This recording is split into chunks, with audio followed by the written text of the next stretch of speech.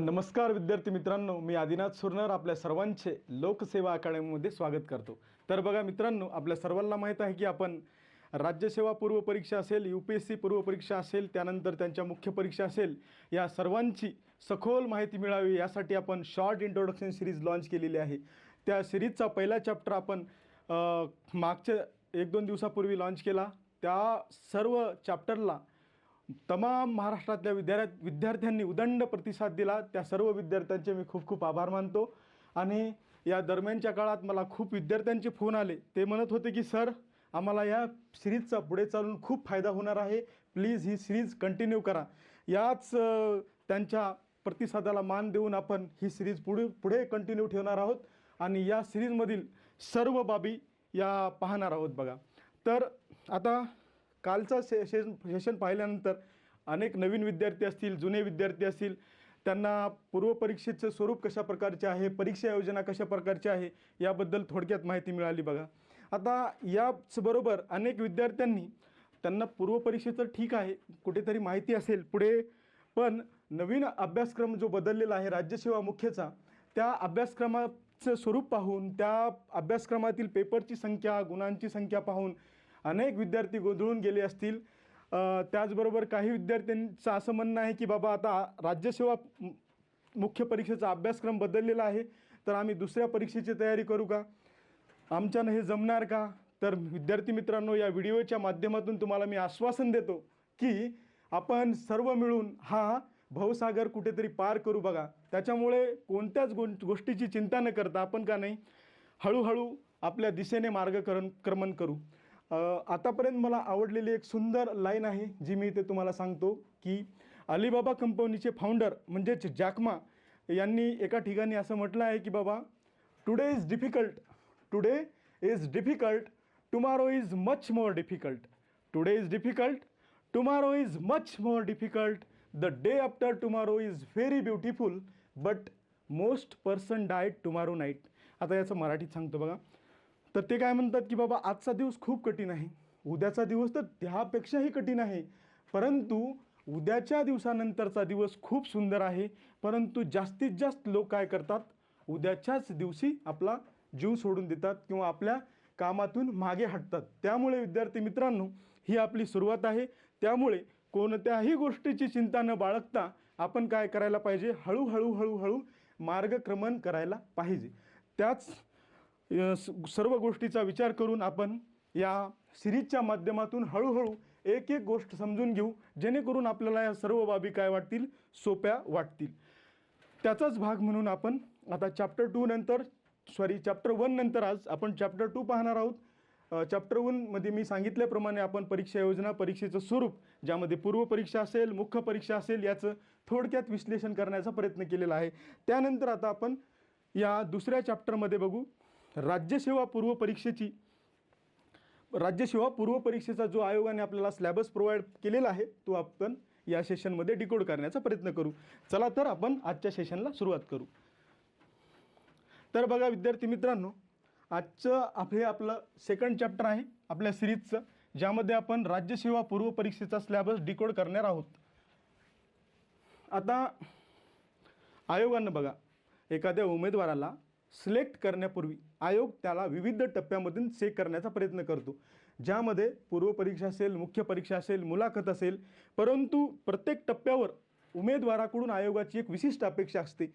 ज्याप्रमाणे आता पूर्व परीक्षेचा विचार केला, आपण मुख्य परीक्षेचा नंतर पाहू। तर पूर्व परीक्षेचा विचार केला तर उमेदवार आयोगाने प्रोव्हाइड केलेल्या 2 तासामध्ये कशा प्रकारे वेगाने उत्तर सोडवतो हे चेक केलं जातं। आता अनेक विद्यार्थी म्हणतील, सर आमच्याकडे खूप 2 तासाचा वेळ आहे आणि 100 प्रश्न आहेत, मग आम्हाला तर इनफ टाईम आहे। पण मित्रांनो, आता तुम्ही मागचा गडबचा पेपर बघितला असेल, कुठेतरी आता आयोग पेपर रचना क्लिष्ट करताना आपल्याला दिसून येते, त्यामुळे आपला वेग तितकाच वाढणे गरजेचं आहे। कुणाला माहीत आहे, राज्यसेवा पेपर आता पुढे चालून UPSCच्या धर्तीवर कुठेतरी सेट करू शकतात, त्यामुळे आपल्याला काय करायचं आहे, त्या 2 तासामध्ये नुसता पेपर सोडून भागत नाही, वेग असून देखील भागत नाही, तर आपल्याकडे विशिष्ट अचूकता असणे तितकेच गरजेचे आहे। म्हणजेच आयोग आपल्याकडून त्या 2 तासामध्ये तुम्ही कशा प्रकारे अचूकतेने उत्तर देऊ शकतो हे देखील चेक करणार आहे. त्यानंतरचा भाग म्हणजे फॅक्ट्स, तथ्यात्मक माहिती. आयोगाचा आणखी एक आपल्याकडून अपेक्षा आहे की तुम्ही त्या कमी काळामध्ये कशा प्रकारे फॅक्ट्स रिकॉल कराल आणि उत्तरे सोडवण्याचा प्रयत्न कराल, म्हणजेच तुम्ही योग्य प्रकारे कसा उत्तर द्याल ही आयोगाची पूर्वपरीक्षेकडून अपेक्षा आहे. म्हणजे पूर्वपरीक्षेमध्ये उमेदवाराकडून या 3 अपेक्षा आहेत, ज्यामध्ये वेग, अचूकता आणि खूप कमी कालावधीमध्ये त्याला फॅक्ट्स कशा रिकॉल होतात का नाही या सर्व बाबी आयोग या माध्यमातून चेक करतो. त्यानंतरचा पुढचा भाग म्हणजे आता बघा, मागच्या चॅप्टर 1 मध्ये मी पूर्वपरीक्षेचं स्वरूप सांगितलं, ज्यामध्ये सांगितलं होतं की बाबा पेपर 1 असेल त्यासाठी 200 गुण, त्यासाठी 2 तासाचा कालावधी प्रोव्हाइड केलेला आहे. त्याचं म्हणजे प्रश्नांचा दर्जा पदवी लेवलचा असेल, पुढे त्याचं माध्यम मराठी इंग्रजी असेल, त्यानंतर प्रश्नांचं स्वरूप वस्तुनिष्ठ बहुपर्यायी म्हणजे MCQ असेल, त्याचबरोबर पेपर क्रमांक 2 देखील 200 मार्काला असेल. त्यासाठी आपल्याला 80 क्वेश्चन असतील, म्हणजेच ईच क्वेश्चन 2.5 म्हणजे 2.5 मार्काला असेल. त्यासाठी देखील आयोग आपल्याला काय करणार आहे, 2 तास देणार आहे. त्याचबरोबर त्या परीक्षेतील प्रश्नांचा दर्जा अशा प्रकार असेल, अभ्यासक्रम जो आयोगाने प्रोव्हाइड केलेला आहे त्यामधील घटक क्रमांक 1 आणि 5 हे काय पदवी लेवलचे असतील. त्याचनंतर घटक क्रमांक 6 10वी आणि 7 हा 10वी आणि 12वी लेवलचा असेल असे आयोगाने म्हटले आहे. पुढे बघा, आता आयोगाने आपल्याला जो स्लॅबस प्रोव्हाइड केलेला आहे बघा मित्रांनो, तो अशा प्रकारचा आहे. कशासाठी? जनरल स्टडीज 1 जनरल स्टडी सामान्य अध्ययन पेपर क्रमांक 1 पूर्वपरीक्षेतला, त्यामध्ये आयोगाने अशा प्रकारचा अभ्यासक्रम प्रोव्हाइड केलेला आहे, ज्यामध्ये 7 विषयाचा समावेश होतो. ज्यामध्ये आपल्याला पाहायला मिळते चालू घडामोडी असतील, पुढे हिस्ट्री असेल, जॉग्राफी असेल, पॉलिटी असेल, इकॉनॉमिक्स असेल, इन्व्हायरमेंट असेल, जनरल सायन्स असेल. परंतु विद्यार्थी मित्रांनो, तुम्हाला बघा अनुभवाला असेल की बाबा एवढ्या छोट्या स्लॅबसमधून आम्ही कशा प्रकारे अभ्यास करायला पाहिजे, एक क्रिस्टल क्लिअर संकल्पना यामधून दिसून येत नाही. त्यामुळे आपण हा स्लॅबस डिकोड करण्याचा प्रयत्न केलेला आहे, ज्यामुळे आपल्या अभ्यासाला योग्य दिशा येईल. आणि मला बाबा चालू घडामोडी असेल, भूगोल असेल, इतिहास असेल मध्ये नेमकं करायचं काय या सर्व बाबीची चर्चा आपण या डिकोडिंग सेशनमधून करणार आहोत. चला पुढे, आता राज्यसेवा पूर्व परीक्षेमध्ये 7 विषय असतात, मी आता सांगितलं, ज्यामध्ये history, geography, environment, Indian polity असेल, त्यानंतर इंडियन इकॉनॉमी आणि जनरल सायन्स व करंट अफेअर्स या विषयांचा समावेश होतो. ज्यावर आयोग आपल्याला 100 प्रश्न विचारतो आणि हे 100 प्रश्न हे 200 मार्कासाठी असतील. आणि या 200 मार्कामध्ये आपल्याला जास्तीत जास्त कशा प्रकारे मार्क येतील त्यासाठीच ही आपला जो काय खटाटोप चाललेला आहे. त्यानंतर बघा, आज आपण प्रत्येक विषयाचं विषयवार विश्लेषण करू. हा आपला एक लाईट हाऊसप्रमाणे डायरेक्शनचा व्हिडिओ आहे. या व्हिडिओच्या माध्यमातून मी प्रत्येक विषयात खोलवर जाणार नाही, कारण हा व्हिडिओ मग खूपच लांबवर होईल. आपण या व्हिडिओच्या माध्यमातून पूर्व परीक्षेची दिशा कशा प्रकारे असायला पाहिजे हे पाहणार आहोत. ॲक्च्युअली हा व्हिडिओ म्हणजे तुमच्यासाठी लाईट हाऊस असेल, एक डायरेक्शन असेल, परंतु ॲक्च्युअल बॅटरी घेऊन स्वतःचा प्रकाश आपल्याला स्वतःच शोधायचा आहे. परंतु त्यावर पण आपण एक सोल्युशन काढू. पुढे येणाऱ्या सेशन्समध्ये आपण काय करू तर सपोज हिस्ट्री असेल, हिस्ट्रीचं एक स्ट्रॅटेजी लेक्चर घेऊन येऊ, मग त्यामध्ये सर्व टॉपिक डिटेल्ड ॲनालिसिस करू. त्यानंतर त्यावर आयोगाने विचारलेले PYQचा अभ्यास करू. त्याचबरोबर कशा प्रकारचे क्वेश्चन आयोग पुढे भविष्यात विचारेल यासाठी देखील आपण चर्चा करू. तर आज आपलं हे राज्यसेवा पूर्व परीक्षेचं डिकोडिंग लेक्चर आहे. त्यामार्फत आपण काय करू, वरवर माहिती पाहण्याचा प्रयत्न करू, ज्यामुळे तुम्हाला काय होईल, पूर्व परीक्षेला एक डायरेक्शन भेटेल. आणि जे विद्यार्थी 2026च्या पूर्व परीक्षेचा अभ्यास करत आहेत, त्याचबरोबर आगामी येणाऱ्या सर्व पूर्व परीक्षेचा अभ्यास करत आहेत, त्या विद्यार्थ्यासाठी हे सेशन म्हणजे खूप महत्त्वपूर्ण, म्हणजेच वन स्टॉप सोल्युशन असेल. आता बघू, हिस्ट्रीमध्ये प्रामुख्याने तीन किंवा आपण 4 भागामध्ये हिस्ट्रीची विभागणी करू, ज्यामध्ये प्राचीन भारत असेल म्हणजेच अनसेंट इंडिया, त्यानंतर मिडिवल इंडिया, त्यानंतर आधुनिक भारत म्हणजेच मॉडर्न इंडिया, आणि त्यानंतर महाराष्ट्राचा इतिहासाचा आपल्याला हिस्ट्री या सेशनमध्ये अभ्यास करायचा आहे. हिस्ट्रीचा विचार केला तर आपल्याला 15 क्वेश्चन आयोग विचारतो. आता ह्या 15 क्वेश्चनची विभागणी करायची झालं तर प्राचीन भारतावर 2-3 क्वेश्चन येतात, मध्ययुगीन भारतावर 2-3 क्वेश्चन येतात, त्यानंतर महाराष्ट्राच्या इतिहासावर एक 3-4 क्वेश्चन येतात आणि इतर क्वेश्चन आपल्याला आधुनिक भारताच्या इतिहासावर येताना दिसून येतात. तर आता आपण टप्प्याटप्प्याने एक एक गोष्ट पाहण्याचा प्रयत्न करू. सुरुवातीला आपण प्राचीन भारत पाहण्याचा प्रयत्न करू.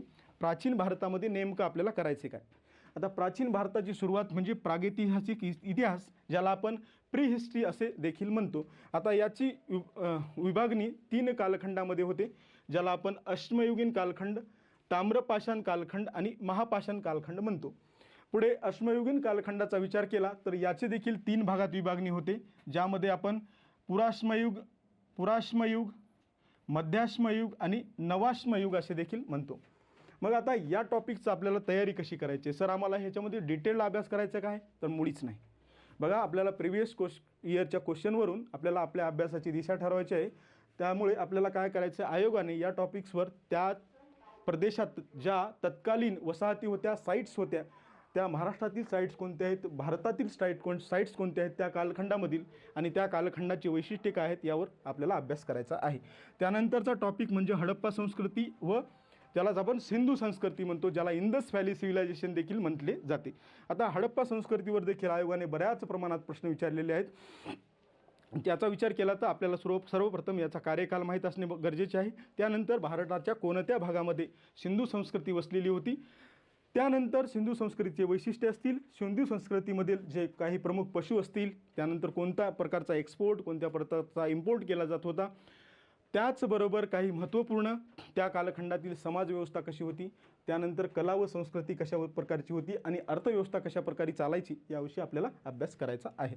त्यानंतरचा कालखंड म्हणजे वैदिक कालखंड, ज्याला या कालखंडामध्ये भारतामध्ये आर्यांचं आगमन झालं. मग विविध स्कॉलरमध्ये आर्याचं ओरिजिनबद्दल कॉन्ट्रावर्सी आहे, त्यामध्ये आपल्याला पडायचं नाही. तर मग आर्य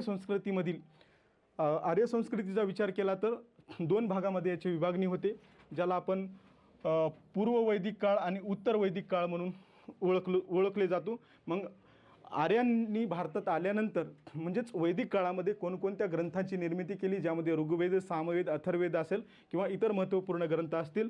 मग त्या कार्यकाळामध्ये कशा प्रकारे अर्थव्यवस्थेमध्ये बदल झाले, पशु अर्थव्यवस्थेकडून कुठेतरी आता आपल्याला शेतीकडे ते वळताना दिसतात. त्यानंतर समाजवादामध्ये काय बदल झाला, आर्थिक राजकीय कशा प्रकारचे बदल झाले यावर आपल्याला वरवर अभ्यास करायचा आहे. ह्या सर्व अभ्यास करताना आपल्याला कुठेतरी प्रिव्हियस इयर क्वेश्चन पेपर समोर ठेवायचे आहेत. त्यानंतरचा काळ म्हणजे उत्तर वैदिक काळ. या कालखंडामध्ये काय झालं बघा, आता पूर्व वैदिक काळानंतर मध्ये जी समाजव्यवस्था, राज्यव्यवस्था, अर्थव्यवस्था होती, यामध्ये कुठेतरी बदल होताना आपल्याला दिसून येतो. तो बदल काय आहे, हा नेमका त्या बदलाचा अभ्यास देखील करायचा आहे. त्यानंतरचा काळ म्हणजे आता वैदिक काळानंतर काय झालं बघा, आर्य आता समूहाने म्हणजेच नगरामध्ये राहायला लागले. त्या नगरामधून कुठेतरी महाजनपदांची निर्मिती झाली आणि आपल्याला माहीत आहे 16 महाजनपदे आहेत, ज्याचा अभ्यास आपल्याला महाजनपदांच्या काळामध्ये पाहायचा आहे. या 16 महाजनपदाचा उल्लेख कोणकोणत्या ग्रंथात आहेत, कोणकोणती 16 महाजनपदे आहेत, त्यांचे राजधानीचे ठिकाण आणि त्या संबंधित महत्त्वपूर्ण राज्यांचा अभ्यास आपल्याला यामध्ये करायचा आहे. त्यानंतरचा कालखंड म्हणजे मौर्य काळ. आता बघा, महाजनपदाच्या कालखंडामध्ये मगधसारखी साम्राज्य समोर आले. त्यानंतर पुढे काही विविध राजवंशाची निर्मिती झाली आणि त्यानंतर कुठेतरी चंद्रगुप्त मौर्यांनी आपल्याला मौर्य साम्राज्याची स्थापना केलीची पाहायला मिळते, ज्यामध्ये त्याला कौटिल्याने मदत केलेली होती. पुढे उत्तर मौर्य कालखंडामध्ये बघा, वायव्य भागातून विविध परकीय राजवंशांनी भारतात आक्रमण केलं, ज्यामध्ये इंडोग्रीक असतील, कुशाण असतील, शक असतील, पहलव असतील, त्यांची महत्त्वपूर्ण कोणकोणती राज्ये आहेत याविषयी देखील आपल्याला अभ्यास करायचा आहे. त्यानंतरचा कालखंड म्हणजे गुप्त कालखंड, ज्याला golden era of ancient India असे देखील म्हणतो.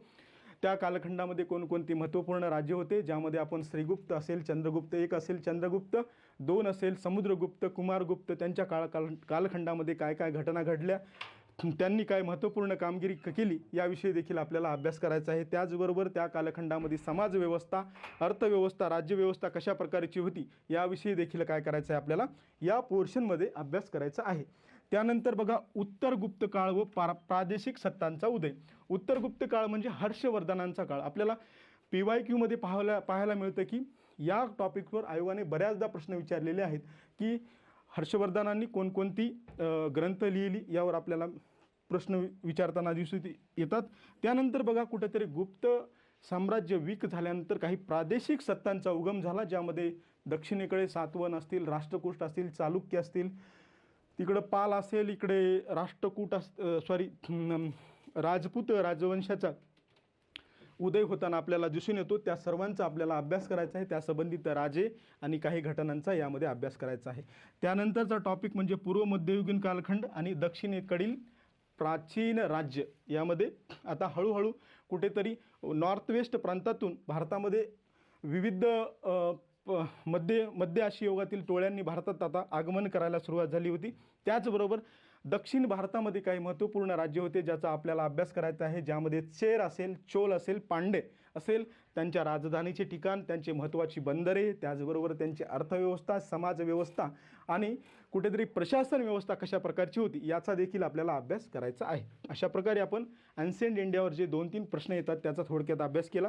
त्यानंतरचा विषय म्हणजे टॉपिक म्हणजे मध्ययुगीन भारत, ज्यामध्ये आता आपल्याला दिल्ली सल्तनतचा अभ्यास करायचा आहे. दिल्ली सल्तनतमधील महत्त्वपूर्ण ज्या ह्या होत्या, काय होता तर महत्त्वपूर्ण जे काय म्हणता येतं आपल्याला राजवंश होते, ज्यामध्ये स्लेव असतील, खिलजी असेल, तुगलक असेल, सय्यद असतील, लोधी असतील, त्या महत्त्वपूर्ण राजवंशाचा आपल्याला अभ्यास करायचा आहे. त्याबरोबर त्या कालखंडामध्ये होऊन गेलेल्या महत्त्वपूर्ण राजांचा अभ्यास करायचा आहे, म्हणजे सम्राटांचा अभ्यास करायचा आहे.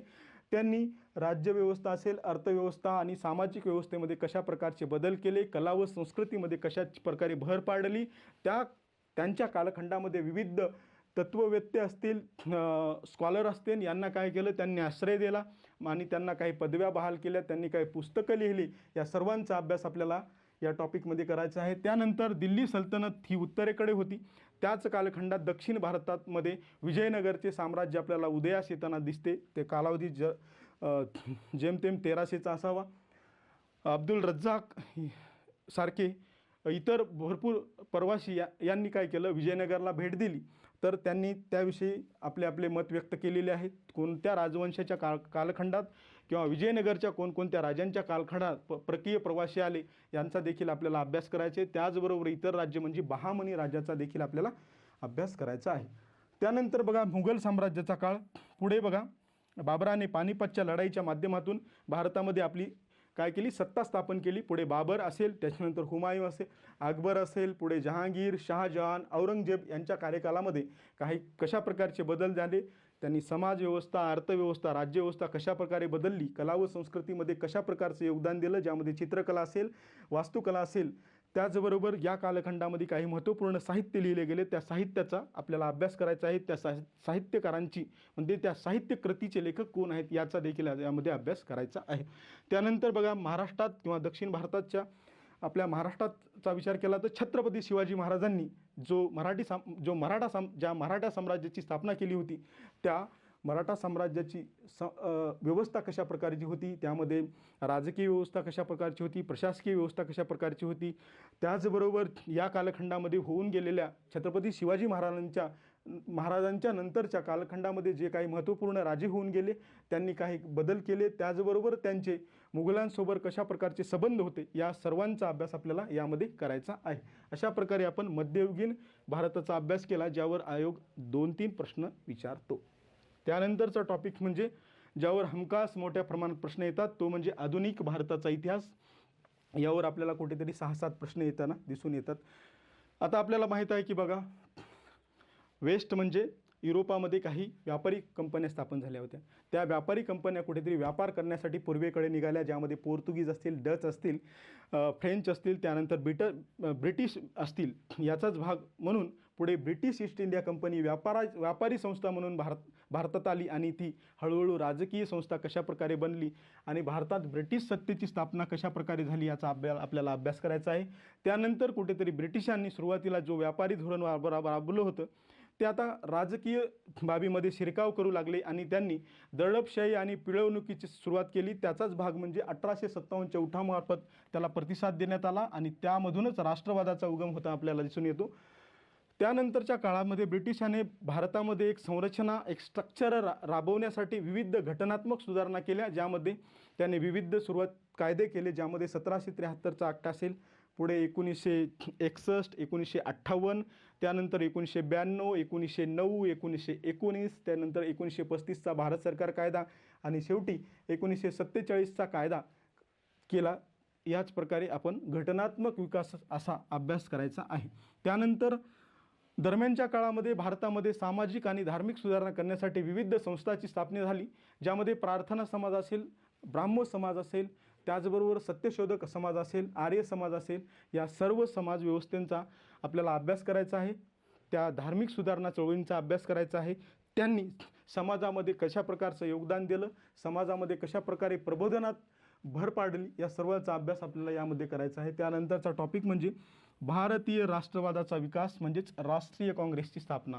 इंडियन नॅशनल काँग्रेसची स्थापना आपल्याला 1885मध्ये दिसते. सुरुवातीला राष्ट्रीय काँग्रेस आपल्याला कुठेतरी मवाळ असताना दिसतं. त्यानंतर जहाल कालखंड येतो आणि त्यानंतरचा पुढचा कालखंड म्हणजे गांधीजींचा कालखंड. 1915मध्ये भारतामध्ये गांधीजी आल्यानंतर त्यांच्या आधिपत्याखाली कशा प्रकारची राष्ट्रीय चळवळ चालू झाली याचा देखील अभ्यास करायचा आहे. नंतर बंगालची फाळणी असेल, ज्यालाच आपण वंगभंग स्वदेशी चळवळ म्हणतो, ज्याचा अभ्यास करायचा आहे. पुढे गांधीजीच्या कार्यकालात राष्ट्रीय चळवळ कशा प्रकारे राष्ट्रीय चळवळीने वेग धरला याचा अभ्यास करायचा आहे. सुरुवातीचं गांधीजीचं कॉन्ट्रिब्युशन असेल, काही महत्त्वपूर्ण सत्याग्रह, ज्यामध्ये चंपारण्य असेल, खेडा सत्याग्रह असेल, अहमदाबाद सत्याग्रह असेल, या सर्वांचा अभ्यास आपल्याला यामध्ये करायचा आहे. त्याचबरोबर त्यांनी पुढे सविनय कायदेभंग चळवळ, होम रूल चळवळ, छोडो भारत चळवळ यामध्ये कशा प्रकारचे योगदान दिले आणि या चळवळीने कुठेतरी भारतीय स्वातंत्र्य चळवळीला कशा प्रकारचे वळण दिले याचा देखील आपल्याला अभ्यास करायचा आहे. ब्रिटिशांनी स्वतःच्या फायद्यासाठी सुरुवातीला शैक्षणिक सुधारणा करण्याचा प्रयत्न केला, कारण त्यांना त्यांची व्यवस्था चालवण्यासाठी स्टाफ पाहिजे होता. त्यासाठी त्यांनी स्वहितासाठी प्रयत्न केला, परंतु कुठेतरी त्याचा फायदा आपल्याला होताना दिसून येतो. या शैक्षणिक सुधारणाच्या माध्यमातून त्यांनी कोणकोणते कॉलेजेस, कोणकोणत्या संस्था स्थापन केल्या, या सर्वांचा अभ्यास आपल्याला शैक्षणिक सुधारणामध्ये करायचा आहे. त्यानंतरचा टॉपिक म्हणजे वृत्तपत्रे. ब्रिटिशांच्या असंतोषाला तोंड देण्यासाठी, त्याच्या पिळवणुकीला उघड करण्यासाठी काही वृत्तपत्रे स्थापन झाली. ते वृत्तपत्रे कोणत्या रिजनमधून स्थापन झाले, त्यांचे संस्थापक कोण आहेत आणि त्या वृत्तपत्राचे काय वैशिष्ट्ये हे आपल्याला अभ्यासायचं आहे. आता त्यानंतरचा टॉपिक सशस्त्र क्रांतिकारी चळवळी. बघा, सुरुवातीला राष्ट्रीय काँग्रेसची स्थापनेनंतर काही आपल्या नेत्यांनी, उदारमतवादी नेत्यांनी, म्हणजेच आपण मवाळ जहाल नेत्यांनी आपल्या आपल्या परीने भारताला स्वातंत्र्य मिळवण्याचा प्रयत्न केला. परंतु काही युवा नेते होते, ज्यांना असं वाटत होतं की आपण क्रांतीच्या मार्गाने भारताला स्वातंत्र्य मिळवून देऊ. त्याचाच भाग म्हणून विविध सशस्त्र क्रांतिकारी संघटनांची स्थापना झाली आणि त्या संबंधित काही महत्त्वपूर्ण पर्सनॅलिटीज असतील, त्याचा सर्वांचा अभ्यास आपल्याला इथे करायचा आहे. त्यानंतर ब्रिटिशांनी आपल्या पिळवणूक आणि दडपशाहीच्या धोरणामुळे कुठेतरी शेतकरी, कामगार वर्ग यांना काय झालं, त्या संकटाचा सामना करावा लागला. त्यामधूनच शेतकरी, कामगार आणि डाव्या कम्युनिस्ट चळवळी आपल्याला उदयास येताना दिसतात. त्यानंतर आता भारतीय स्वातंत्र्य लढ्यामध्ये काही महत्त्वपूर्ण व्यक्तीने योगदान दिलं, ज्यामध्ये दादाभाई नौरोजी असतील, त्याचबरोबर गोपालकृष्ण गोखले, त्यानंतर महात्मा गांधी, लोकमान्य टिळक, त्यानंतर सुरेंद्रनाथ बॅनर्जी इत्यादी सारख्या महत्त्वपूर्ण पर्सनॅलिटीचा आपल्याला यामध्ये अभ्यास करायचा आहे. त्याचबरोबर ब्रिटिश कालखंडामध्ये काय झालं, वसाहत काळात भारतीय अर्थव्यवस्था आणि जमीन सुधारणा कशा प्रकारे झाली याचा अभ्यास करायचा आहे. भारतीय अर्थव्यवस्था 3 कालखंडामध्ये आपण त्याची विभागणी करू, कारण सुरुवातीला ब्रिटिशांचं काय व्यापारी धोरण होतं, पुन्हा त्यांनी काय केलं, दडपशाहीचं धोरण आणलं, पुढं त्यांनी भारताला काय केलं, कुठेतरी आपली एक असं म्हटलं जातं इतिहासामध्ये की भारताला त्यांनी एक आपली बाग म्हणून समजलं, ज्यामधून ते काय करत होते, मोठ्या प्रमाणात संपत्ती घेऊन आपल्या देशामध्ये जात होते. त्याचबरोबर त्यांनी काही जमीन सुधारणा करण्याचा प्रयत्न केला, ज्यामध्ये कायमधारा असेल, रयतवारी असेल, महालवारी असेल, या सर्वांचा अभ्यास आपल्याला यामध्ये करायचा आहे. त्यानंतर ब्रिटिश व्यवस्था भारतामध्ये राबवायची असेल तर त्यांसाठी एक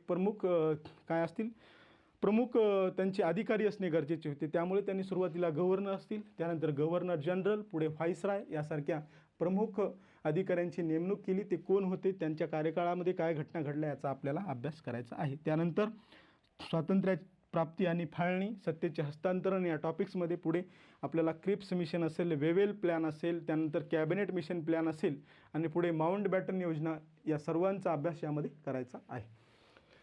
त्यानंतर स्वातंत्र्य भारतामध्ये भारताची कशा प्रकारे पुनर्रचना झाली याचा या टॉपिक्समध्ये अभ्यास करायचा आहे. पुढे स्वातंत्र्य लढ्यामध्ये केवळ पुरुषांनीच योगदान दिले नाही तर महत्त्वपूर्ण स्त्रियांनी देखील आपलं कॉन्ट्रीब्युशन दिलं, ज्यामध्ये सरोजिनी नायडू आणि अनी बेझंट यासारख्या काही महत्त्वपूर्ण महिला नेत्या होत्या. त्यासारख्या इतर महिला नेत्यांचा आपल्याला अभ्यास करायचा आहे. त्याचबरोबर इतरमध्ये आपण महिला, दलित आणि पर्यावरण चळवळीचा देखील अभ्यास करायचा आहे. अशा प्रकारे आपण आधुनिक भारताचा थोडक्यात डिकोड करण्याचा प्रयत्न केला. त्यानंतरचा टॉपिक म्हणजे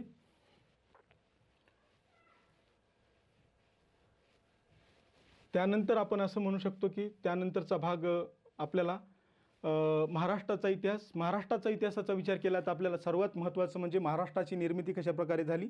त्यानंतरचा भाग हैदराबाद मुक्ती संग्राम आणि त्यानंतरचा भाग म्हणजे समाज सुधारक. आता सर्व क्वेश्चन पेपर्सचा जर विचार केला म्हणजे आत्तापर्यंत आलेल्या, तर हिस्ट्री पोर्शनमध्ये सर्वाधिक प्रश्न आपल्याला समाज सुधारकावर येताना दिसून येतात. त्यामुळे आपल्याला समाज सुधारक हा टॉपिक व्यवस्थित करणे तितकेच गरजेचे आहे. अशा प्रकारे आपण थोडक्यात हिस्ट्रीची आपली दिशा कशा प्रकारे असायला पाहिजे याचा अभ्यास केला. त्यानंतर आता जॉग्राफीचा अभ्यास आपल्याला कशा प्रकारे करायचा आहे याविषयी आपण थोडक्यात पाहू.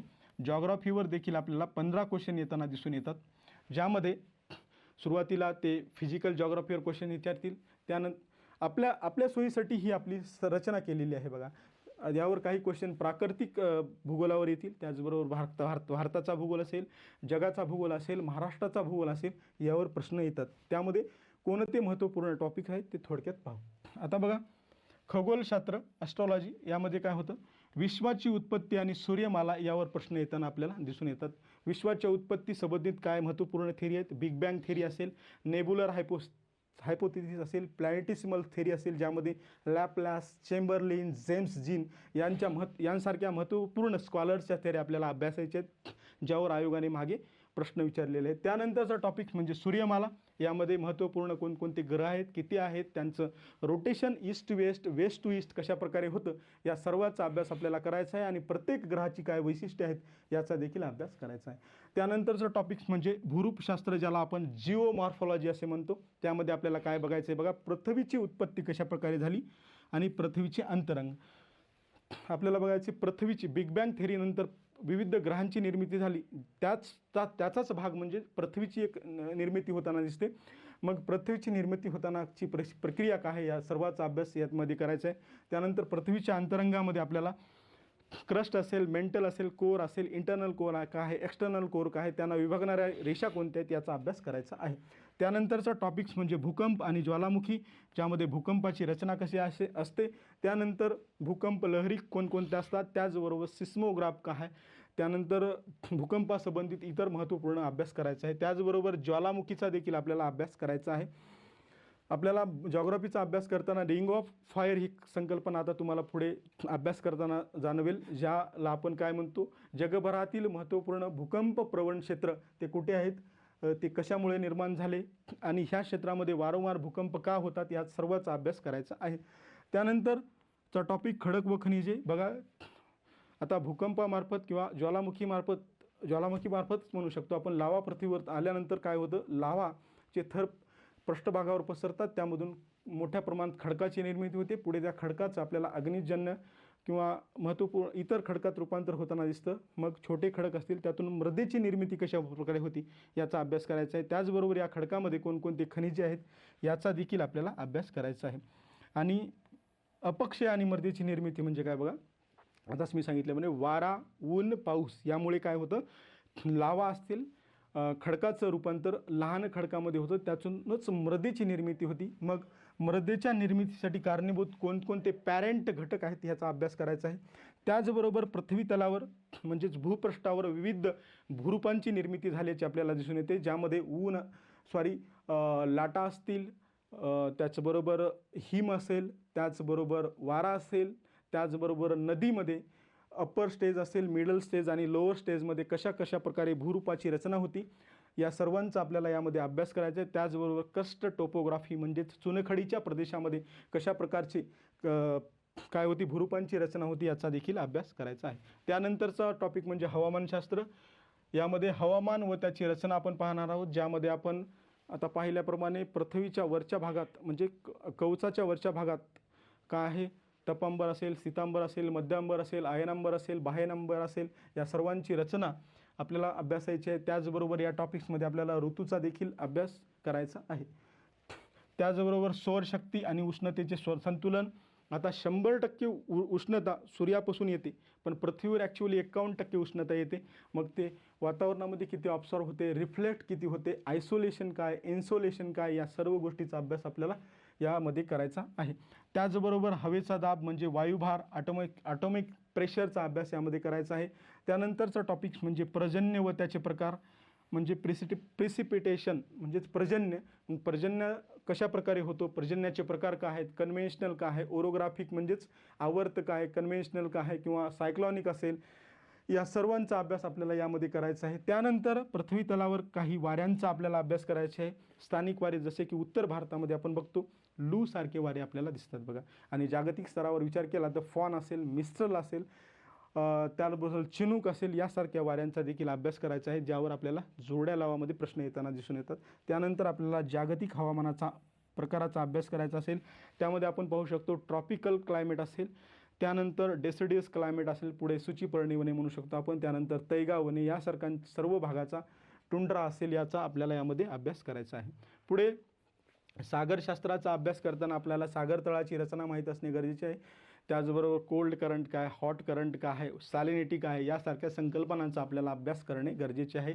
त्याचबरोबर पृथ्वी तलावर असणारे प्रमुख महासागरांचा अभ्यास, त्यासंबंधित गर्ता असतील, संबंधित काय बे असतील, त्याचबरोबर स्ट्रीट असतील म्हणजे सामुद्रधुनी असतील, याचा अभ्यास करायचा आहे. पुढे वनस्पतीशास्त्रामध्ये आपल्याला वनांचे प्रकार किंवा वनस्पतीमध्ये वनामध्ये काय काय महत्त्वपूर्ण, आता प्रत्येक वनाची प्रत्येक वैशिष्ट्ये आपल्याला दिसतात की बाबा उष्णकटिबंधीय वने कशी असतात, त्यानंतर पानझडी वने कशा प्रकारचे असतात, त्या सर्व वनांची वैशिष्ट्ये.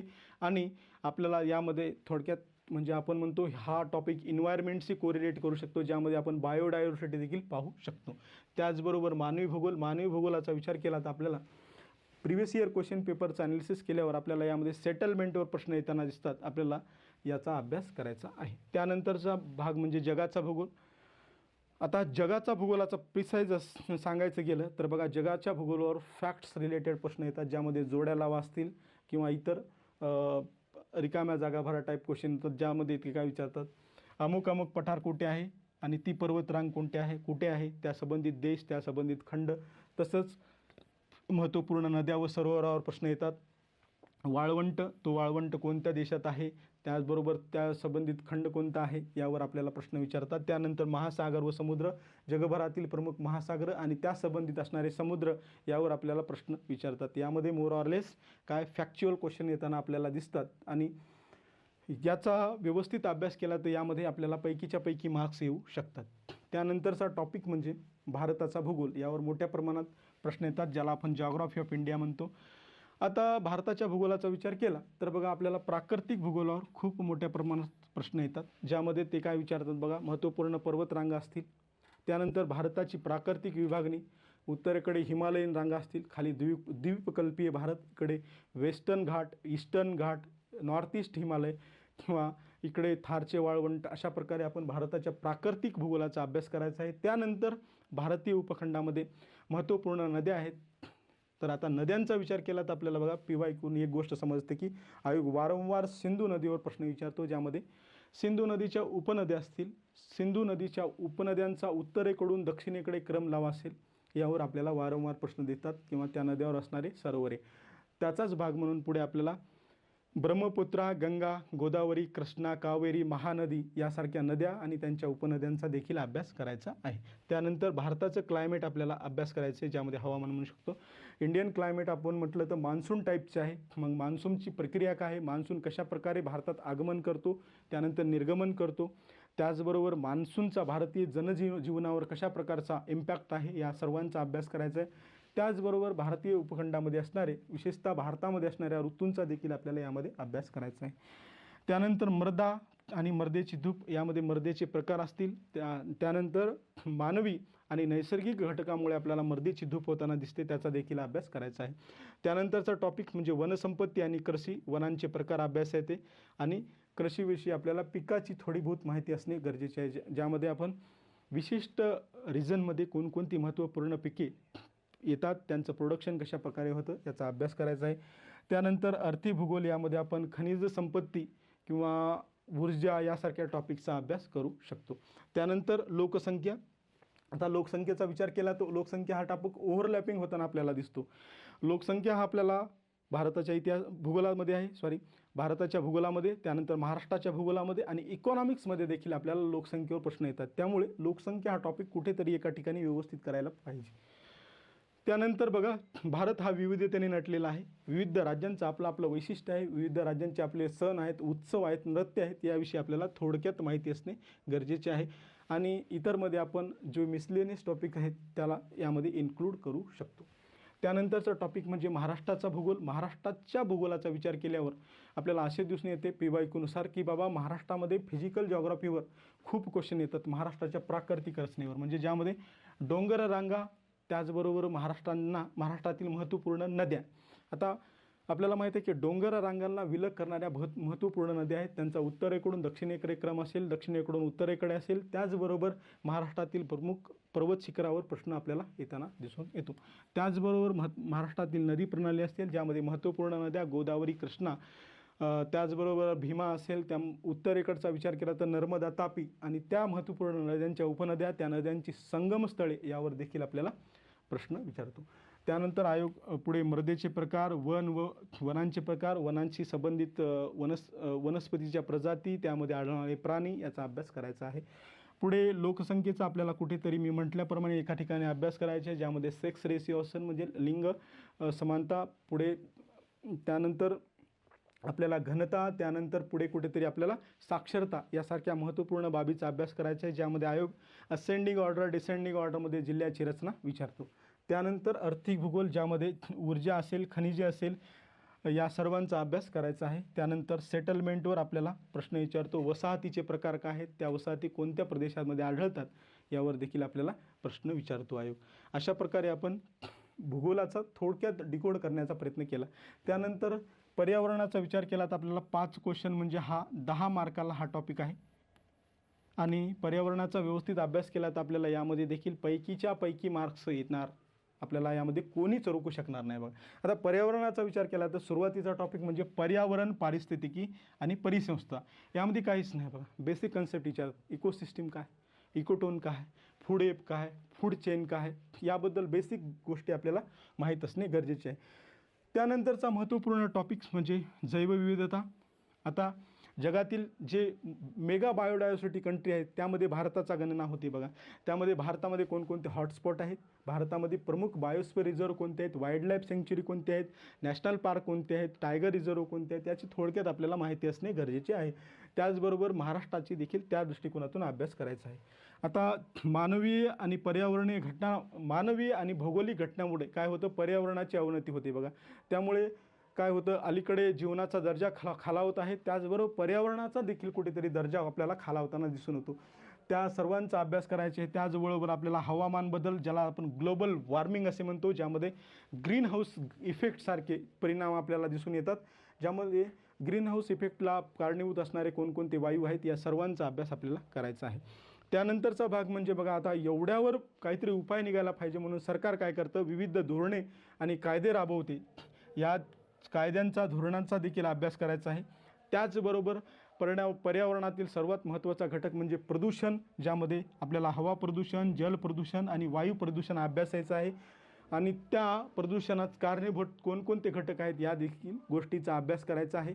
यावरून तुम्हाला एक बेसिक पर्यावरणाची आयडिया येईल. ॲटलिस्ट तुम्ही एवढे जरी टॉपिक केले आणि या टॉपिक्समधले काही सब घटक केले तर तुम्हाला म्हणजे या विषयामध्ये चांगल्या प्रकारे मार्क्स येतील. त्यानंतरचा घटक म्हणजे भारतीय राज्यघटना. भारतीय राज्यघटना हा तुम्हाला हमखास पैकीच्या पैकी मार्क देणारा विषय आहे, ज्यामध्ये देखील आयोग काय करतो बघा, पूर्वपरीक्षेला 15 प्रश्न विचारतो. किती? 15 प्रश्न. म्हणजेच हे देखील आपल्याला 30 मार्कासाठी विषय आहे. आणि पॉलिटीबाबत असं म्हटलं जातं की पॉलिटी जस्ट लाईक मॅथ्स, म्हणजेच मॅथ्सप्रमाणे पॉलिटिकमध्ये पैकीच्या पैकी मार्क येतात जर तुमचं डायरेक्शन व्यवस्थित असेल तर.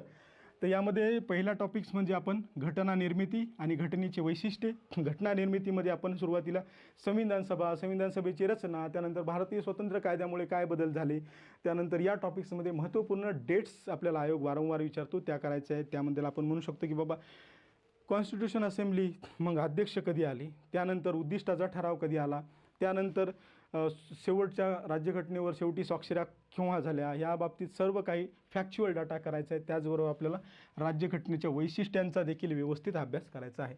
त्यानंतरचा टॉपिक म्हणजे संघराज्य व त्याची क्षेत्रे. संघराज्याची वर त्याच्या क्षेत्राचा भाग आपल्याला भाग 1 मध्ये बघतो. 1 मध्ये म्हणले की बाबा India that is Bharat shall be union of state. त्यानंतर 1 ते 4 कलम कशाशी संबंधित आहेत आणि त्यामध्ये काय मूलभूत संकल्पना आहेत या क्रिस्टल क्लिअर असणे गरजेचे आहे. त्यानंतरचा टॉपिक नागरिकत्व. बरेच विद्यार्थी हा टॉपिक स्किप करण्याचा प्रयत्न करतात, परंतु आयोगाने या टॉपिकवर देखील वारंवार प्रश्न विचारलेले आहेत, त्यामुळे याकडे देखील दुर्लक्ष करू नका.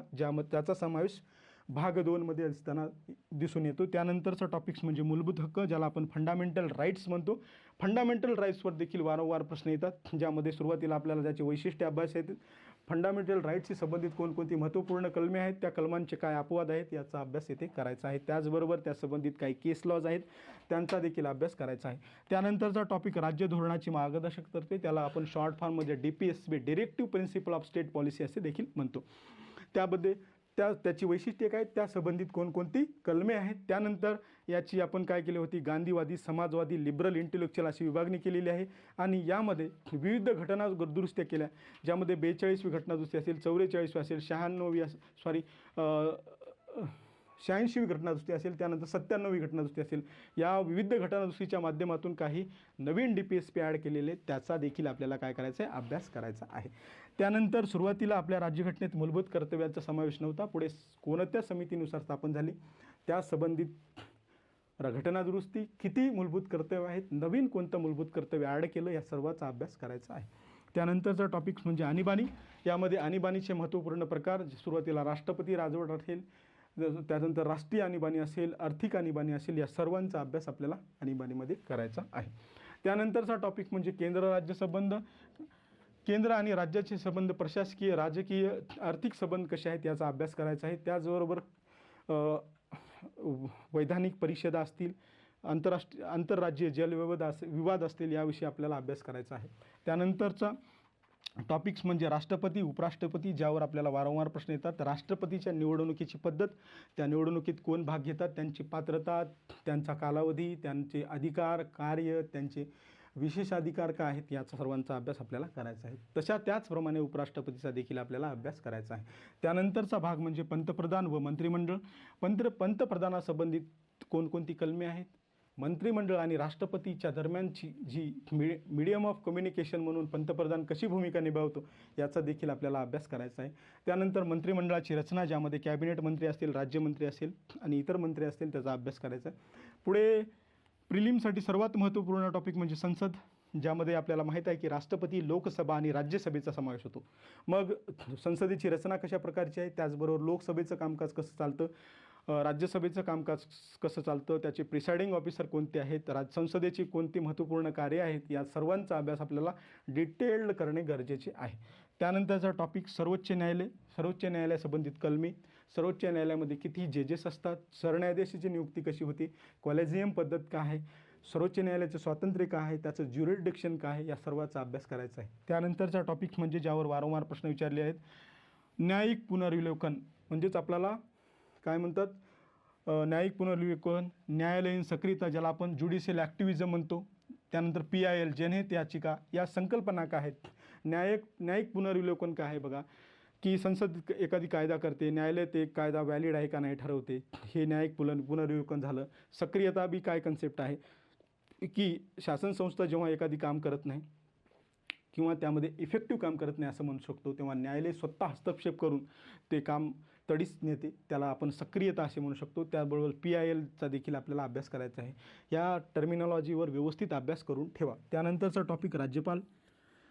अगदीच राष्ट्रपतीप्रमाणे राज्यपालाची नेमणूक, त्याची अपॉइंटमेंट कोण करतं, त्याचे अधिकार, कार्य, त्यानंतर राज्यपाल आणि विधिमंडळाचं काय संबंध आहेत, याविषयी आपल्याला अभ्यास करायचे. राज्यपाल केंद्र आणि राज्यामध्ये कशा प्रकारची भूमिका निभावतो याचा अभ्यास करायचा आहे. त्यानंतर मुख्यमंत्री आणि राज्य विधिमंडळ कशा प्रकारे चालतं, मुख्यमंत्र्याची कार्य, त्या संबंधित कलमे आणि मुख्यमंत्री कोणकोणत्या परिषदांचा अध्यक्ष असतो याचा देखील आपल्याला अभ्यास करायचा आहे. त्यानंतर संसदेप्रमाणे राज्य विधिमंडळाचा देखील अभ्यास करायचा आहे. आता विधिमंडळाचा विचार केला तर बघा 6 राज्यामध्ये द्विघरी पद्धत आहे आणि इतर राज्यात एकघरी. मग ती रचना काय आहे, त्यांचे अधिकार व कार्य आहेत, त्यांचे पीठासीन अधिकारी काय आहेत, विधानसभा, विधान परिषद यांचे कार्य कशा प्रकारे चालते, या सर्वांचा अभ्यास आपल्याला इथे करायचा आहे.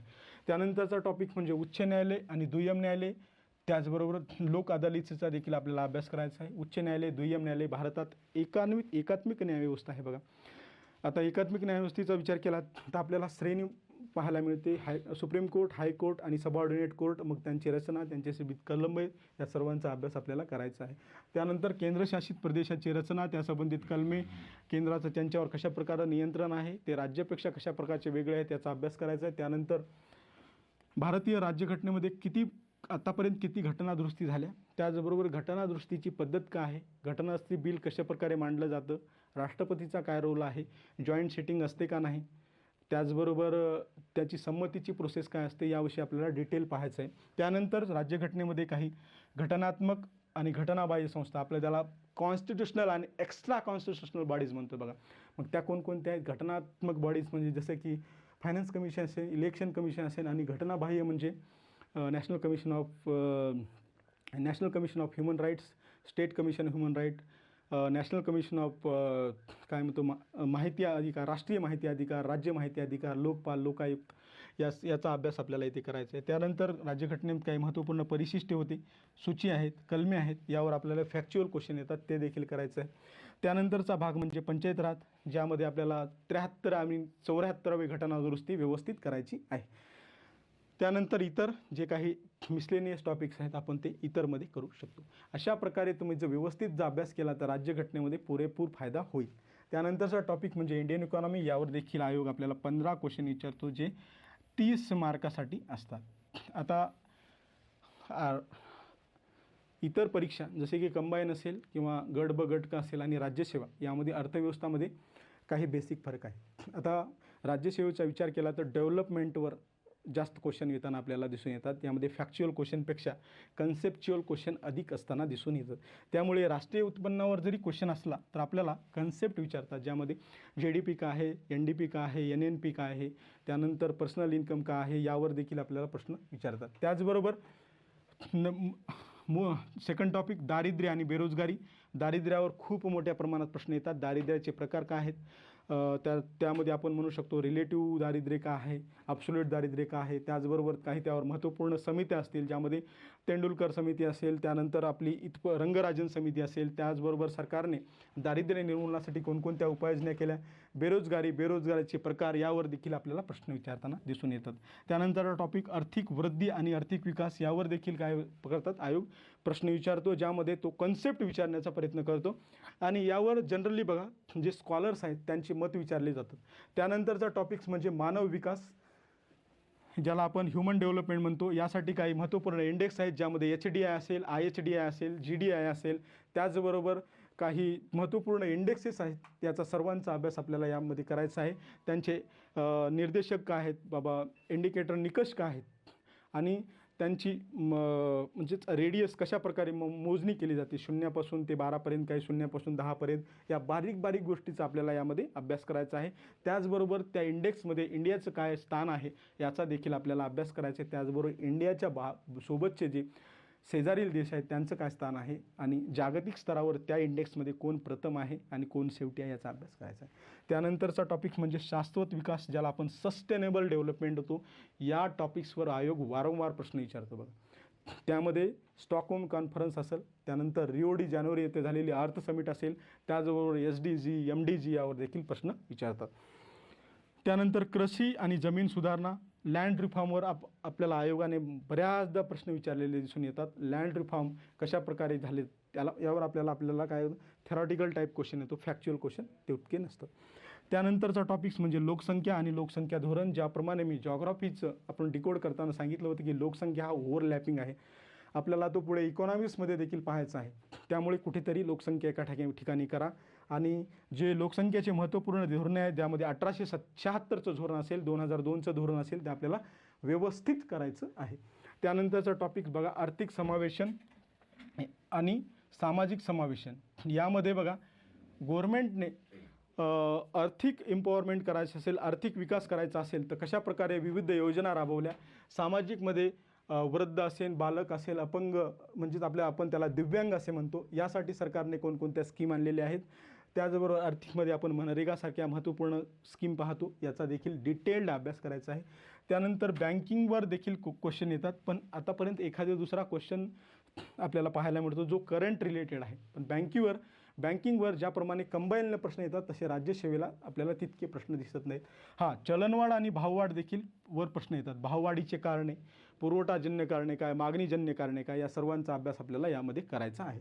त्यानंतर सार्वजनिक वित्त, जशाप्रमाणे बँकिंगप्रमाणे राज्यसेवा पूर्व परीक्षेला सार्वजनिक वित्तावर तितके म्हणावे तितके प्रश्न येताना येत नाहीत, परंतु हा देखील आपल्याला व्यवस्थित करायचा आहे. अंदाजपत्रक काय आहे, त्यानंतर तुटीचे प्रकार काय आहेत, यावर बेसिक माहिती असणे तितके गरजेचे आहे, ज्याचा फायदा आपल्याला पुढे मेन्समध्ये होणार आहे.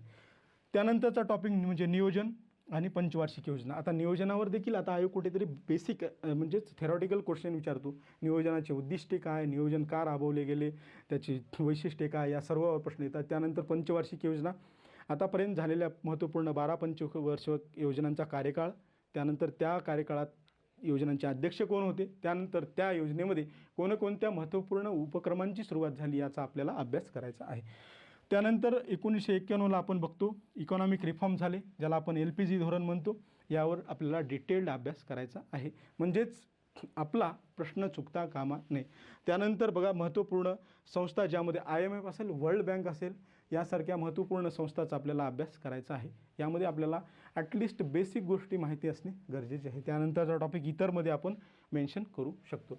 अशा प्रकारे आपण इकॉनॉमिक्सचे थोडक्यात पाहायचा प्रयत्न केला. आय होप तुम्हाला ह्या गोष्टी समजत असतील.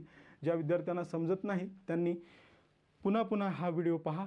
जमलं तर ही चेकलिस्ट लिहून काढायचा प्रयत्न करा आणि त्यानुसारच आपल्या अभ्यासाची दिशा ठरवा. आता पुढचा विषय म्हणजे जनरल सायन्स, ज्याला आपण सामान्य विज्ञान म्हणतो, आणि पूर्व परीक्षेमध्ये गेम चेंजर आहे बघा विद्यार्थी मित्रांनो. 20 क्वेश्चन, ट्रमेंडस क्वेश्चन आहे त्याच्या, 40 मार्क, 40 मार्काला हा क्वेश्चन आहे. 40 मार्कासाठी हा टॉपिक्स आहे. त्यामुळं विज्ञानांचा अभ्यास आपल्याला व्यवस्थित करायचा आहे. ज्या विद्यार्थी मित्रांना विज्ञानाचा अभ्यास करताना समस्या येत असतील त्यांनी सुरुवातीला स्टेट बोर्डपासून सुरुवात केली तरी चालेल. आता बघा सुरुवातीला आपण बायोलॉजी, यावर खूप मोठ्या प्रमाणात प्रश्न येतात, ज्यामध्ये पेशी व ऊती. पेशी ह्या टॉपिकवर कंपल्सरी आयोग प्रश्न विचारतोच. त्यानंतर महत्त्वपूर्ण संस्थावर आयोग प्रश्न विचारतो बघा, ज्यामध्ये रक्ताभिसरण, उत्सर्जन, श्वसन, चेता, पचन संस्था या आपल्या व्यवस्थित असणे गरजेचे आहे. ॲटलिस्ट या संस्थाबद्दल आपल्याला बेसिक माहिती असणे गरजेचे आहे.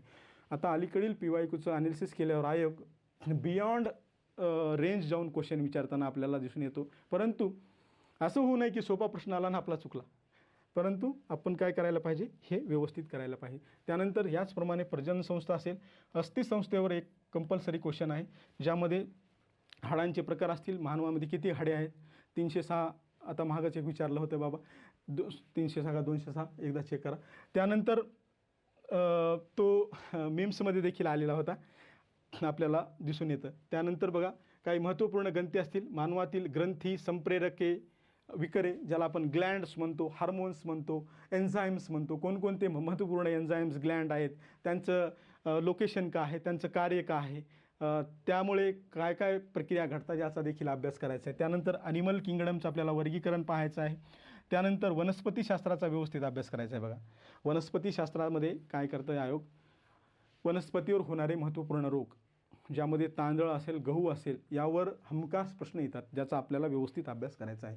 त्यानंतर बायोटेक्नॉलॉजी, RNA असेल, DNA असेल, याची आपल्याला अभ्यास करायचा आहे. त्यानंतरचा टॉपिक्स म्हणजे जेनेटिक्स, अनुवंशिकता आणि उत्क्रांती. यावर आपल्याला एक गोष्ट लक्षात आहे, मेंडेलची थेरी लक्षात ठेवायची. बघा वटाण्यावर जे प्रयोग झाला होता तो उत्क्रांतीशी संबंधित आहे. त्याचबरोबर इतर महत्त्वपूर्ण थेरीचा अभ्यास करायचा आहे. उत्क्रांतीची जे काही टप्पे आहेत याचं बेसिक अंडरस्टँडिंग असणे गरजेचे आहे. अशा प्रकारे आपण बायोलॉजीची दिशा ठरवू शकतो. त्यानंतर आरोग्यशास्त्रामध्ये आपण पोषण द्रव्ये, ज्यामध्ये आपण काय म्हणू शकतो, कार्बोहायड्रेट, प्रोटीन, फॅट्स याबद्दल बेसिक माहितीचा अभ्यास करायचा आहे आणि त्यांचे काय वैशिष्ट्ये असतील, ते किती प्रमाणात असायला पाहिजे आणि त्यामधून किती प्रमाणात ऊर्जा भेटते याचा बेसिक अभ्यास करायचा आहे. त्यानंतर मानवी आजारावर आणि विकारावर देखील प्रश्न विचारले जातात, ज्यामध्ये विषाणूजन्य आजार कोणते आहेत, जीवाणूजन्य आजार कोणते आहेत, जेनेटिक आजार कोणते आहेत, म्हणजे अनुवंशिक कोणते आहेत, याबद्दल देखील आपल्याला बऱ्याचदा परीक्षेमध्ये प्रश्न येताना दिसून येतात. त्यानंतरचा टॉपिक म्हणजे फिजिक्स, भौतिकशास्त्र, ज्यावर राशी व मापने मेजरमेंटवर क्वेश्चन येतात. त्याच्या पद्धती काय आहेत, ते कशाप्रकारे मोजले जाते, त्याचे इंडियन स्टँडर्ड काय आहेत, इंटरनॅशनल स्टँडर्ड काय आहेत, याचा आपल्याला अभ्यास करायचा आहे. त्यानंतरचा प्रिलिमसाठी महत्त्वपूर्ण टॉपिक ध्वनी आणि ध्वनीचे प्रकार.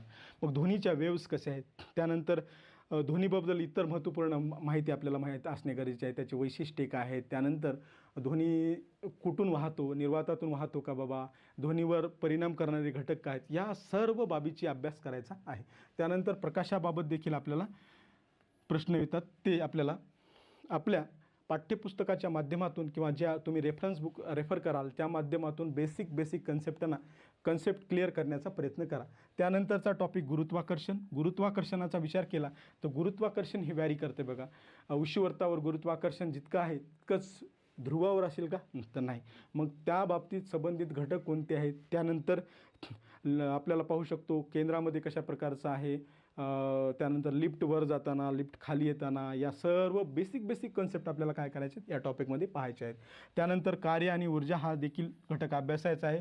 पुढे शक्ती आणि बल व बलाचे प्रकार. मग बलाचे प्रकार कोणते आहेत, मग त्या बलामध्ये आपण मागे विचारलेल्या प्रश्नपत्रिकावरून आपली कशा प्रकारची दिशा असायला पाहिजे या सर्वांचा अभ्यास करू शकतो. त्यानंतर दाबवर देखील आपल्याला अभ्यास करायचा आहे. पुढील महत्त्वपूर्ण टॉपिक म्हणजे विद्युतधारा. मग विद्युतधारेचं कशा प्रकारची रचना आहे ते आपण पाहू शकतो. AC करंट काय, DC करंट काय. विद्यार्थी मित्रांनो, तुम्हाला सायन्सची एक गोष्ट सांगतो बघा. सायन्समध्ये आता बहुतांश आपण ग्रामीण भागातील विद्यार्थी आहेत, त्यांना सायन्सची प्रचंड भीती असते. त्यामुळे सायन्स करताना आपण सुरुवातीला कोणत्या तरी मोठ्या बल्की पुस्तकाच्या मागे लागण्याऐवजी बघा, स्टेट बोर्डचे पुस्तकं आहेत त्यामधून बेसिक कन्सेप्ट क्लिअर करा. तुम्हाला स्वतःवर कॉन्फिडन्स येईल. त्यानंतर तुम्ही काय कराल, त्या विषयामध्ये आपला काय जलवा दाखवाल म्हणलं तरी चालते. त्यानंतरचा टॉपिक्स म्हणजे चुंबकत्व. त्यानंतर किरणोत्सारीवर प्रश्न येतात, अल्फा बीटा गॅमा, त्यांचे वैशिष्ट्ये आपल्याला अभ्यासायचे आहेत. पुढे सूर्यमाला, आपण हा टॉपिक्स जॉग्राफीमध्ये देखील अभ्यासू शकतो. आता मागे काही वर्षामध्ये आयोग समीकरणावर देखील प्रश्न विचारत होता किंवा आत्ता देखील विचारतो. त्यामुळे काही महत्त्वपूर्ण समीकरणे जे आपल्याला सुटतात, जे आपल्या आवाक्याच्या बाहेर नाहीत, त्याचा आपल्याला अभ्यास करायचा आहे. त्यानंतर काही महत्त्वपूर्ण शास्त्रज्ञांनी शोध लावला, त्यांना काही महत्त्वपूर्ण पुरस्कार मिळाले, त्या महत्त्वपूर्ण शास्त्रज्ञांचा आपल्याला थोडक्यात अभ्यास करायचा आहे. त्यानंतरचा टॉपिक म्हणजे केमिस्ट्री, ज्याला आपण रसायनशास्त्र म्हणतो. यामध्ये आपल्याला द्रव्याची संकल्पना काय आहे, त्याबाबतीत इतर महत्त्वपूर्ण बाबीचा अभ्यास करायचा आहे. त्याचबरोबर अणूची संरचना हा टॉपिक्स व्यवस्थित अभ्यासायचा आहे. मग अणूची जी रचना आहे त्यामध्ये आपण न्यूट्रॉन, प्रोटॉन, इलेक्ट्रॉन याबद्दल बेसिकच गोष्टीवर आयोग प्रश्न विचारतो. मग महर्षी कणाद काय म्हणतात, त्या संबंधित काय महत्त्वपूर्ण थिअरीज आहेत त्या पाहायच्या. त्यानंतर आधुनिक आवर्त सारणी, ज्यामध्ये आपण हेनरी मोसलेचा समावेश करतो. त्या आधुनिक आवर्त सारणीची रचना कशा प्रकारे आहे, त्यामध्ये कोणकोणते मूलद्रव्य आहेत, ह्या सर्व बाबीचा आपल्याला अभ्यास करायचा आहे. त्यानंतर मूलद्रव्याचं वर्गीकरण, स्थायू द्रव्य, वायू आपण हे करतो. मूलद्रव्य कोणकोणते आहेत, त्या बेसिक गोष्टी की मग कोणकोणते मूलद्रव्य महत्त्वपूर्ण आहेत, त्या मूलद्रव्यांची वैशिष्ट्ये काय आहेत, आपल्याला PYQमध्ये कोणकोणते मूलद्रव्यावर कशा प्रकारचे क्वेश्चन आले, हे आपल्याला त्यानंतर PYQचं ॲनालिसिस केल्यावरच ह्या गोष्टी समजून येतात. त्यामुळे आपण अभ्यास करताना सोबत आपण सपोज फर्स्ट रिडिंगला तर आपल्याला शक्य नाही, परंतु सेकंड रिडिंगला आपण काय करायला पाहिजे, PYQ सुरुवातीला वाचायला पाहिजे आणि काय करायला पाहिजे, त्यानंतरच आपण आपल्या कंटेंटची दिशा ठरवायला पाहिजे. पुढे खनिजे व धातुकेवर देखील प्रश्न येतात. त्या खनिजाचं वैशिष्ट्य काय आहे याचा सर्वांचा अभ्यास करायचा आहे. कार्बनचे जग, कार्बनवर देखील फिक्स प्रश्न असतो. मग त्याचे आपण बघतो डायमंड, फुलेरेन्स, ग्राफिन यासारखे घटक आहेत, यावर देखील आयोग वारंवार प्रश्न विचारतो. त्यानंतर आम्लारी, ॲसिड, बेस आणि साल्ट यावर देखील आपल्याला प्रश्न विचारतो, ज्यावर आपल्याला बेसिक गोष्टी माहीत असणे गरजेचे आहे. त्यानंतर धातू अधातू काय आहेत, त्याचे वैशिष्ट्ये काय आहेत, याचा आपल्याला अभ्यास करायचा आहे. रासायनिक अभिक्रिया, ज्यावर वारंवार प्रश्न विचारतो बघा आयोग. त्याच्यामध्ये आता अपघटन अभिक्रिया असेल, संयोग अभिक्रिया असेल, उष्मादायी अभिक्रिया काय, उष्माग्राही अभिक्रिया काय, या गोष्टी बेसिक लेवलला जाऊन पाहायच्या आहेत, ज्यामुळे आपल्याला ॲटलिस्ट इलिमिनेशनच्या माध्यमातून तर क्वेश्चन टॅकल करता येईल. त्यानंतर महत्त्वपूर्ण इंधने असेल आणि दैनंदिन वापरामध्ये रसायनशास्त्राचं काय महत्त्व आहे याचा देखील आपल्याला अभ्यास करायचा आहे. अशा प्रकारे आपण शक्य असेल तर स्टेट बोर्डच्या माध्यमातून असेल किंवा आपण इतर माध्यमातून असेल, ॲटलिस्ट सायन्समध्ये 15च्या आसपास मार्क घेणे गरजेचे आहे. 15 क्वेश्चन बरोबर आणणे गरजेचे आहे. चला, त्यानंतरचा शेवटचा टॉपिक म्हणजे चालू घडामोडी. आता चालू घडामोडी खूप डायनामिक टॉपिक आहे बघा, डायव्हर्स टॉपिक आहे. कोणी फॅक्च्युअल सांगू शकत नाही की बाबा इथूनच प्रश्न येणार म्हणून. त्यामुळे चालू घडामोडी तुम्ही डेली न्यूजपेपर वाचत असाल किंवा डेली मॅगझिन रेफर करत असाल तर बेटर आहे. परंतु शेवटी तुम्ही काय करतात, मला आपल्या सर्वांना माहीत आहे की शेवटी आपण इयरबुक घेतो आणि त्या माध्यमातून काय करतो, प्रश्न सोडवण्याचा प्रयत्न करतो. परंतु जरी इयरबुक वाचत असाल तर मल्टिपल रिव्हिजन द्या, त्यावर आपली कमांड आणा, जेणेकरून आपल्याला करंट अफेअर्समध्ये देखील खूप मार्क येतील. आता करंट अफेअर्समधील काही महत्त्वपूर्ण टॉपिक्स बघू, ज्यावर वारंवार प्रश्न येतात. पुरस्कारावर प्रश्न येतो बघा, ज्यामध्ये आपल्याला नोबेल पुरस्कार असतील, ज्ञानपीठ पुरस्कार असतील, साहित्य अकादमीचे महत्त्वपूर्ण पुरस्कार असतील, महाराष्ट्र भूषण पुरस्कार असतील. आता पुरस्कार करायचे म्हणजे काय सगळेच पुरस्कार करायचे का हो? नाही, तर काही महत्त्वपूर्ण पुरस्काराचा अभ्यास करायचा. आणि राज्यसेवा पूर्व परीक्षेमध्ये पर्सनॅलिटीज म्हणजे व्यक्तिविशेषवर खूप महत्त्वपूर्ण प्रश्न, खूपदा प्रश्न येतात. म्हणजे जास्तीत जास्त प्रश्नाचा भरणा तर या व्यक्तिविशेषाचाच असतो बघा, ज्यामध्ये काही महत्त्वपूर्ण पर्सनॅलिटींचे निधन झाले असतील, त्यांची कुठेतरी अपॉइंटमेंट झाली असेल, त्या महत्त्वपूर्ण पर्सनॅलिटीविषयी आपल्याला व्यवस्थित अभ्यास करायचा आहे. आताच सरन्यायाधीशावर आपल्याला प्रश्न आल्याचा दिसून येतो. आता आयोग किती डीपवर जाऊन विचारते ह्याची देखील प्रचिती तुम्हाला आली असेल. त्यानंतर आंतरराष्ट्रीय स्तरावर आणि राष्ट्रीय स्तरावर काही महत्त्वपूर्ण घडामोडी घडतात आणि आंतरराष्ट्रीय आणि राष्ट्रीय स्तरावरील सर्वच घडामोडी करायच्या नाहीत. ज्या घडामोडी परीक्षेच्या दृष्टीने उपयुक्त आहेत, PYQच्या ॲनालिसिसवरून आपण ठरवायचं की आयोग नेमकं काय विचारतं, त्याच दृष्टीने आपल्याला अभ्यास करायचा आहे. पुढे राजकीय घडामोडी असतील, ज्यामध्ये संसदेमध्ये काही महत्त्वपूर्ण बिल मांडलेली असतात. त्याचबरोबर काही महत्त्वपूर्ण संस्थांच्या अध्यक्षाची नेमणूक केलेली असते, मग त्या संस्थाचं बेसिक आपल्याला विचारलं जातं. त्याचबरोबर काही महत्त्वपूर्ण संसदेमध्ये काही ॲक्ट्स पास केले जातात, लॉज पास केले जातात, त्यावर देखील आपल्याला प्रश्न विचारतात. त्यानंतर सामाजिक आणि सांस्कृतिक घडामोडीवर देखील आपल्याला प्रश्न येतो. त्यानंतर आर्थिक घडामोडीवर प्रश्न विचारले जातात. आता असं फॅक्च्युअल आपण फिक्स सांगू शकत नाही की जसं स्टॅटिक सब्जेक्टला सांगतो की नेमकं ह्याच्यावरच प्रश्न येतील. आता याच्यावर व्हॅरी करत असतं बघा, आयोग कोणत्या वर्षी कोणत्या टॉपिक्सवर जास्त प्रश्न विचारेल हे आपण सांगू शकत नाही. त्यानंतरचा टॉपिक कृषी आणि पर्यावरण. जगभरात पर्यावरणाच्या अलीकडल्या बदलामुळे काही महत्त्वपूर्ण कॉन्फरन्स होतात. त्याचबरोबर काही महत्त्वपूर्ण काय म्हणू शकतो आपण बैठका होतात. त्या सर्व बैठका कुठे झाल्या, त्याचे अध्यक्ष काय होते, त्यामध्ये कोणते ठराव मांडले, या सर्वाचा आपल्याला अभ्यास करायचा आहे.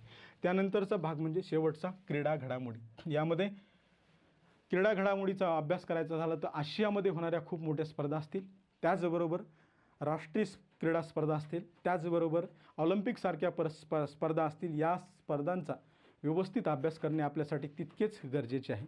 त्यामुळे जेणेकरून आपल्याला करंट अफेअर्समध्ये देखील खूप मार्क घेता येतील. अशा प्रकारे बघा विद्यार्थी मित्रांनो, आपण